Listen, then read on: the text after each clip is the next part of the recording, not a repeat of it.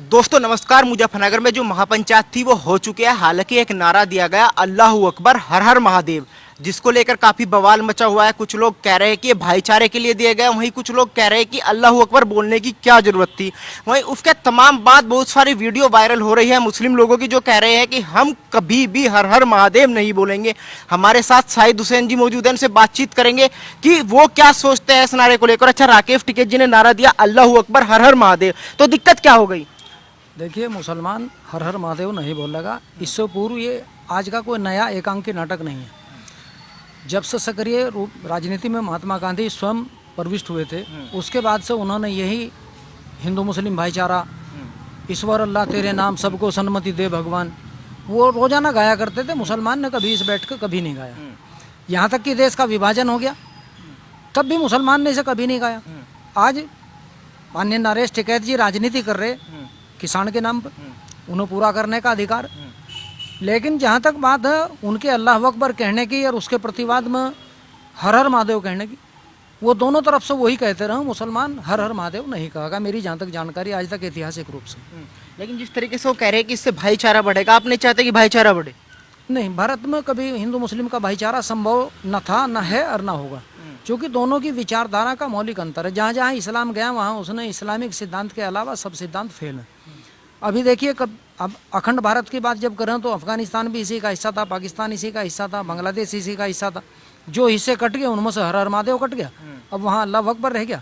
अब यहाँ भी जो हिस्सा कट जाएगा उसमें अल्लाह अकबर रह जाएगा, बाकी में हर हर महादेव। ये रोजाना गाते रहो, उससे कोई फर्क नहीं पड़ता।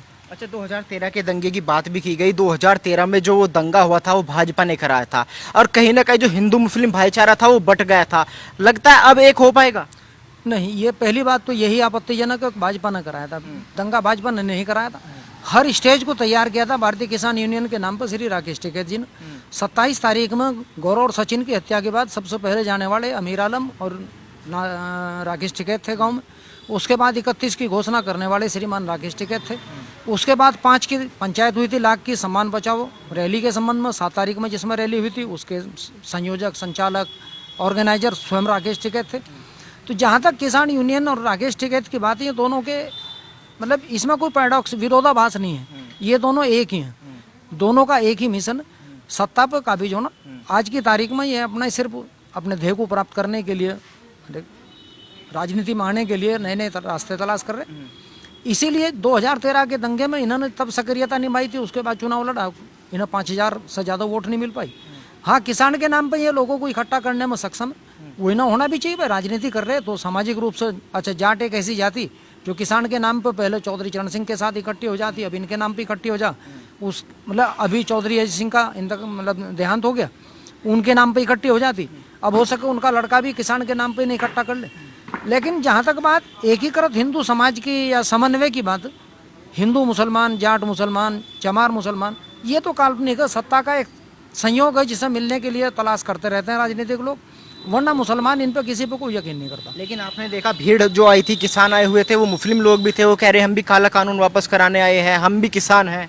वो काले और पीले कानून से नहीं, उनकी समस्याएं अलग हैं। उनकी समस्याएं उन्हें सबको पता, गौ कसी में बहुत ज़्यादा चालान हो रहे, पैरों पर गोली लग रही, छोटे मोटे जो अपराध एक व्यावसायिक रूप से कर लेते वो बंद हो गए। उनकी समस्याएं पुलिस से बचने के लिए किसान यूनियन उनका एक बहुत अच्छा मंच है।